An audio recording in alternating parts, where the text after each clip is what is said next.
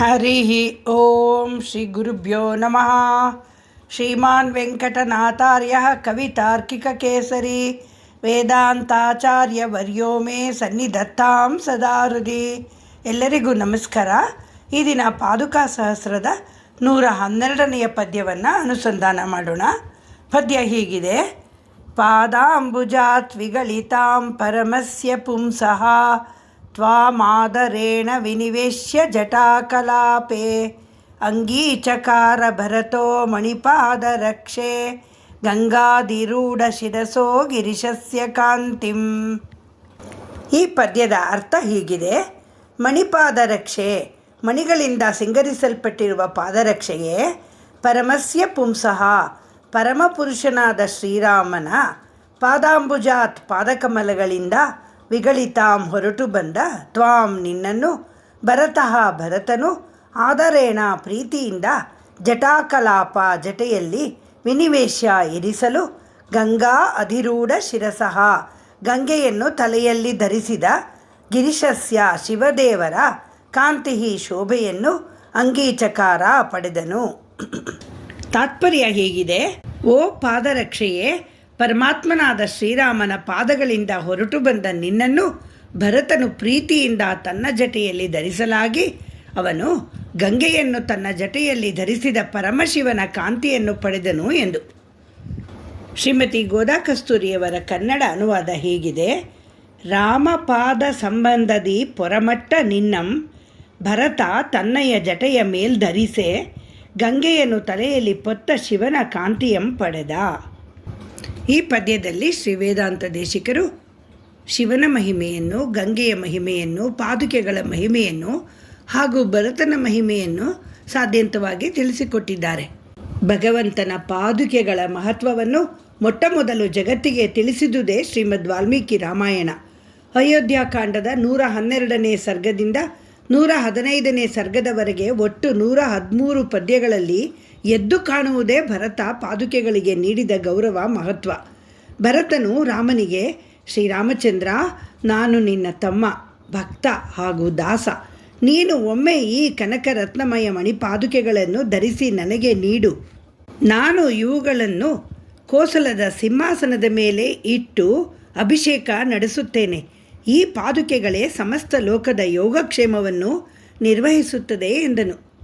ಅಧಿರೋಹಾರ್ಯ ಪಾದಾಭ್ಯಾಂ ಪಾದುಕೆ ಹೇಮಭೂಷಿತೆ ಏತೇ ಹಿ ಸರ್ವಲೋಕಸ್ಯ ಯೋಗಕ್ಷೇಮಂ ವಿಧಾಸ್ಯತಃ. ಆಗ ಪುರುಷೋತ್ತಮನಾದ ಶ್ರೀರಾಮನು ಆ ಪಾದುಕೆಗಳ ಮೇಲೆ ನಿಂತು ಅವುಗಳನ್ನು ತೆಗೆದು ಮಹಾತ್ಮನಾದ ಭರತನಿಗೆ ಕೊಟ್ಟನು. ಭರತನು ಆ ಪಾದುಕೆಗಳನ್ನು ಸ್ವೀಕರಿಸಿ ಭಕ್ತಿಯಿಂದ ಅವುಗಳಿಗೆ ವಂದಿಸಿ ಶ್ರೀರಾಮನನ್ನು ನೋಡಿ, ರಾಮ, 14 ವರ್ಷಗಳವರೆಗೆ ನಾನು ಹೀಗೆಯೇ ಜಟೆಯನ್ನು ಬೆಳೆಸಿ ನಾರುಬಟ್ಟೆಯನ್ನು ಹುಟ್ಟಿರುತ್ತೇನೆ. ಫಲಮೂಲಗಳೇ ನನಗೆ ಆಹಾರವಾಗಿರುತ್ತದೆ. ಅಯೋಧ್ಯ ನಗರದ ಹೊರಗೆ ವಾಸವಾಗಿದ್ದು ನಿನ್ನ ಆಗಮನವನ್ನೇ ಕಾದುಕೊಂಡಿರುವೆನು. ಹೇ ವೀರಾಗ್ರಣಿ, ನಾನು ಈ ಪಾದುಕೆಗಳನ್ನು ನಿನ್ನ ಪಾದಗಳೆಂದೇ ತಿಳಿಯುತ್ತೇನೆ. ಇದನ್ನು ಕೋಸಲದ ಸಿಂಹಾಸನದ ಮೇಲಿರಿಸಿ ರಾಜಮುಕುಟವನ್ನು ತೊಡಿಸಿ ಶ್ವೇತಛತ್ರದಡಿಯಲ್ಲಿ ಕುಳ್ಳಿರಿಸಿ ನಾನು ಈ ಪಾದುಕೆಗಳ ಸೇವಕನಾಗಿರುತ್ತೇನೆ. ಇದರ ಪ್ರತಿನಿಧಿಯಾಗಿ 14 ವರ್ಷಗಳ ಕಾಲ ರಾಜ್ಯವನ್ನು ನಿನ್ನ ಪರವಾಗಿ ನೋಡಿಕೊಳ್ಳುತ್ತೇನೆ. ನಂತರ ನೀನು ಬಂದು ರಾಜ್ಯವನ್ನು ವಹಿಸಿಕೊಳ್ಳಬೇಕು. ಹಾಗೆ ಬರದಿದ್ದರೆ ನಾನು ಬೆಂಕಿಗೆ ಹಾರುತ್ತೇನೆ ಎಂದು ಪ್ರತಿಜ್ಞೆ ಮಾಡುತ್ತಾನೆ ಭರತ. 14 ವರ್ಷಗಳ ವನವಾಸ ಮುಗಿಸಿ ಖಂಡಿತ ನಾನು ಹಿಂತಿರುಗಿ ಬರುತ್ತೇನೆ, ರಾಜ್ಯವನ್ನು ವಹಿಸಿಕೊಳ್ಳುತ್ತೇನೆ ಎಂದು ಶ್ರೀರಾಮ ಆಶ್ವಾಸನ ನೀಡಿ ಭರತ ಶತ್ರುಘ್ನರನ್ನು ಭಾತೃವಾತ್ಸಲ್ಯದಿಂದ ತಬ್ಬಿಕೊಳ್ಳುತ್ತಾನೆ. ಇಷ್ಟಾದ ಮೇಲೆ ಭರತನು ರಾಮ ಮೆಟ್ಟಿಕೊಟ್ಟ ಪಾದುಕೆಗಳನ್ನು ತನ್ನ ಜಟೆಯ ಮೇಲಿಟ್ಟುಕೊಂಡು ರಾಮನಿಗೆ ಪ್ರದಕ್ಷಿಣೆ ಬಂದು ನಂತರ ಪಟ್ಟದಾನೆಯ ಮೇಲೆ ಪಾದುಕೆಗಳನ್ನು ವೈಭವದಿಂದ ಇಟ್ಟು ಅಯೋಧ್ಯೆಗೆ ಹೊರಡುತ್ತಾನೆ. ಹೇಳಿದ ಹಾಗೆಯೇ ಭರತನು ನಂದಿಗ್ರಾಮದಲ್ಲಿ ಪಾದುಕೆಗಳಿಗೆ ಪಟ್ಟಾಭಿಷೇಕ ಮಾಡಿ ಸಿಂಹಾಸನದ ಮೇಲಿರಿಸಿ ಪ್ರತಿದಿನ ಪ್ರತಿಯೊಂದು ವಿಷಯವನ್ನು ಪಾದುಕೆಗಳಿಗೆ ವರದಿ ಒಪ್ಪಿಸುತ್ತಾನೆ. ಈ ಪಾದುಕಾ ವೈಭವ ಶ್ರೀ ವಾಲ್ಮೀಕಿಗಳು ತಮ್ಮ 112ನೆಯ ಸರ್ಗದಲ್ಲಿ ಬಹಳ ಚೆನ್ನಾಗೇ ಹೇಳಿದ್ದಾರೆ. ಈ ವೇದಾಂತ ದೇಶಿಕರು ಸಹ ವಾಲ್ಮೀಕಿಗಳ ಹಾಗೆಯೇ ತಮ್ಮ 112ನೆಯ ಪದ್ಯದಲ್ಲಿ ಭರತ ಪಾದುಕೆಗಳನ್ನು ಜಟೆಯ ಮೇಲಿರಿಸಿಕೊಂಡಾಗಿನ ದೃಶ್ಯವನ್ನು ಕೊಂಡಾಡಿದ್ದಾರೆ. ಸದ್ಗುಣಗಳ ಗಣಿಯಾದ ಶ್ರೀರಾಮಚಂದ್ರನು ಭರತನಿಗೆ ತನ್ನ ಪಾದುಕೆಗಳನ್ನು ಕೊಟ್ಟು ತಾನು ಹಿಂತಿರುಗಿ ಬರುತ್ತೇನೆಂದ ಆಶ್ವಾಸನೆಯನ್ನು ಕೊಟ್ಟು ಮತ್ತೆ ಒಂದು ಮಾತನ್ನು ಹೇಳುತ್ತಾನೆ.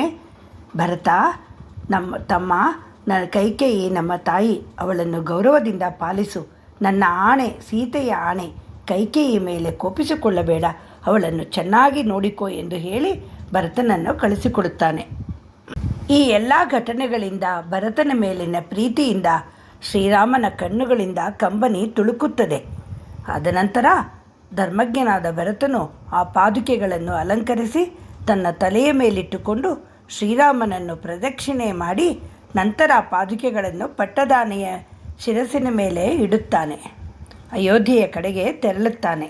ಶ್ರೀರಾಮನ ತಾಯಂದಿರಾದ ಕೌಸಲ್ಯೆ, ಸುಮಿತ್ರೆ, ಕೈಕೇಯಿಯರು ಕಣ್ಣೀರು ಮಿಡಿಯುತ್ತಿರಲು ಶ್ರೀರಾಮನನ್ನು, ಲಕ್ಷ್ಮಣ, ಸೀತೆಯರನ್ನು ವನದಲ್ಲೇ ಬಿಟ್ಟು ತೆರಳಬೇಕೆಂದು ಪುರೋಹಿತರು, ಮಂತ್ರಿಗಳು, ಅಯೋಧ್ಯೆಯ ಜನರು ಅಪಾರವಾಗಿ ದುಃಖಿಸುತ್ತಿರಲು ಶ್ರೀರಾಮನಿಗೂ ದುಃಖದಿಂದ ಕಂಠವು ಬಿಗಿದು ಬಂದಿತ್ತು. ಅವರೆಲ್ಲರನ್ನು ಬೀಳ್ಕೊಡುವಾಗ ಶ್ರೀರಾಮನ ಬಾಯಿಂದ ಶಬ್ದವೇ ಹೊರಡಿರಲಿಲ್ಲ. ಶ್ರೀರಾಮನು ಅವರೆಲ್ಲರಿಗೂ ಪ್ರಣಾಮವನ್ನು ಅರ್ಪಿಸಿ ಕಂಬನಿ ಮಿಡಿಯುತ್ತಾ ತನ್ನ ಪರ್ಣಶಾಲೆಯೊಳಗೆ ಹೋಗುತ್ತಾನೆ. ಶ್ರೀರಾಮನನ್ನು ಬಿಟ್ಟು ಹೋಗುವ ದುಃಖವಿದ್ದರೂ ಅವನ ಬದಲಾಗಿ ಅವನ ಪಾದುಕೆಗಳನ್ನು ನ್ಯಾಸವಾಗಿ ಪಡೆದು ಧನ್ಯತಾ ಭಾವದಿಂದ ಅಯೋಧ್ಯೆಯ ಜನರು ಹೊರಡುತ್ತಾರೆ. ಈ ಪರಿ ವಾದುಕಾ ವೈಭವವನ್ನು ಜಗತ್ತಿಗೆ ಮೊದಲು ಕೊಟ್ಟವರು ವಾಲ್ಮೀಕಿ ಮಹರ್ಷಿಗಳು ಕಣ್ಣಿಗೆ ಕಟ್ಟುವಂತೆ ಅದ್ಭುತವಾಗಿ ವರ್ಣಿಸಿದ್ದಾರೆ. ಇನ್ನು ಪಾದುಕೆಯನ್ನು ನಮ್ಮಾಳ್ವಾರರು ಎಂದು ಭಾವಿಸಿದರೆ ಭಗವಂತನ ಪಾದಗಳನ್ನು ಬಿಟ್ಟು ಭೂಮಿಗೆ ಬಂದು ಸಮಸ್ತ ಜನರ ಯೋಗಕ್ಷೇಮ ನಿರ್ವಹಿಸಿದವರು ನಮ್ಮಾಳ್ವಾರರು. ಜನರ ಯೋಗಕ್ಷೇಮಕ್ಕಾಗಿಯೇ ವೈಕುಂಠದಲ್ಲಿ ನಿತ್ಯ ಸೂರಿಗಳ ನಾಯಕ ವಿಶ್ವಕ್ಸೇನರು ಭೂಮಿಯಲ್ಲಿ ನಮ್ಮಾಳ್ವಾರರಾಗಿ ಅವತರಿಸಿ ತಿರುವಾಯ್ಮೊಳಿಯಂತಹ ದಿವ್ಯ ಪ್ರಬಂಧದ ಮೂಲಕ ಭಕ್ತರ ಉದ್ಧಾರ ಮಾಡಿದರು. ಯಾವ ಭಕ್ತರು ನಮ್ಮಾಳ್ವಾರರ ತಿರುವಾಯ್ಮೊಳಿಯನ್ನು ಅನುಸಂಧಾನ ಮಾಡುತ್ತಾರೋ ಅವರುಗಳೂ ಸಹ ಭರತನ ಹಾಗೆ ಶಿವನ ಹಾಗೆ ತೇಜಸ್ಸಿನಿಂದ ಬೆಳಗುತ್ತಾರೆ ಎಂದು ತಿಳಿಸುತ್ತಿದ್ದಾರೆ ಶ್ರೀ ವೇದಾಂತ ದೇಶಿಕರು. ಭಗವಂತ ತನ್ನ ಚರಣಗಳಿಗೆ ಬದಲಾಗಿ ಭಕ್ತರಿಗೆ ಸುಲಭವಾಗಿ ದೊರೆಯುವಂತೆ ನ್ಯಾಸರೂಪದಲ್ಲಿ ನಮ್ಮಾಳ್ವಾರರನ್ನು ಕಳುಹಿಸಿದರೆಂದು ಅವರು ದಿವ್ಯ ಪ್ರಬಂಧಗಳ ಸಿಂಹಾಸನಾಧೀಶ್ವರರಾಗಿ ಭಕ್ತರನ್ನು ಸಲಹುತ್ತಾ ಭಗವಂತನ ಸೇವೆ ಮಾಡಿದರೆಂದು ತಿಳಿಯಬೇಕು. ಈ ರೀತಿ ಶ್ರೀ ವೇದಾಂತ ದೇಶಿಕರು ಮನುಷ್ಯನಾದವನು ಈ ಬದುಕಿನ ಕಷ್ಟ ಕೋಟಲೆಗಳಿಂದ ಪಾರಾಗಿ ಭವ್ಯವಾದ ಬದುಕನ್ನು ಬದುಕಿ ಮೋಕ್ಷಕ್ಕೆ ಅರ್ಹರಾಗಬೇಕೆಂದರೆ ಭರತನ ಹಾಗೆ ಭಗವಂತನಲ್ಲಿ ಶರಣಾಗತಿ ಮಾಡಬೇಕು, ಅವನನ್ನು ಸೇವಿಸಬೇಕು. ಭಗವಂತ ಕೊಟ್ಟಿದ್ದನ್ನು ಕೊಟ್ಟ ಹಾಗೆ ತಕರಾರಿಲ್ಲದೆ ಸ್ವೀಕರಿಸಬೇಕು. ಅವನು ಯಾವಾಗಲೂ ನಮಗೆ ಒಳಿತನ್ನೇ ಮಾಡುತ್ತಾನೆ ಎಂದು ತಿಳಿಯಬೇಕು. ಭಗವಂತನಲ್ಲಿ ಅನನ್ಯ ಭಕ್ತಿ ಇರಬೇಕು.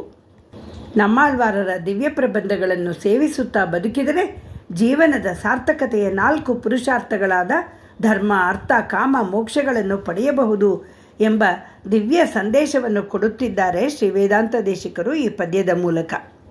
ಜನನ ಮರಣಗಳ ಸರಪಳಿಯಿಂದ ಬಂಧ ವಿಮುಕ್ತರಾಗಲು ನಮ್ಮಾಳ್ವಾರರ ದಿವ್ಯ ಪ್ರಬಂಧಗಳನ್ನು ಭರತ ಪಾದುಕಾದೇವಿಯನ್ನು ಸೇವಿಸಿದ ಹಾಗೆ ಸೇವಿಸಬೇಕು ಎಂಬ ಕಿವಿಮಾತುಗಳನ್ನು ಈ ಪದ್ಯದಲ್ಲಿ ಶ್ರೀ ವೇದಾಂತ ದೇಶಿಕರು ನಮಗೆ ತಿಳಿಸಿಕೊಟ್ಟಿದ್ದಾರೆ. ಶ್ರೀಮತೆ ನಿಗಮಾಂತ ಮಹಾದೇಶಿಕಾಯ ನಮಃ.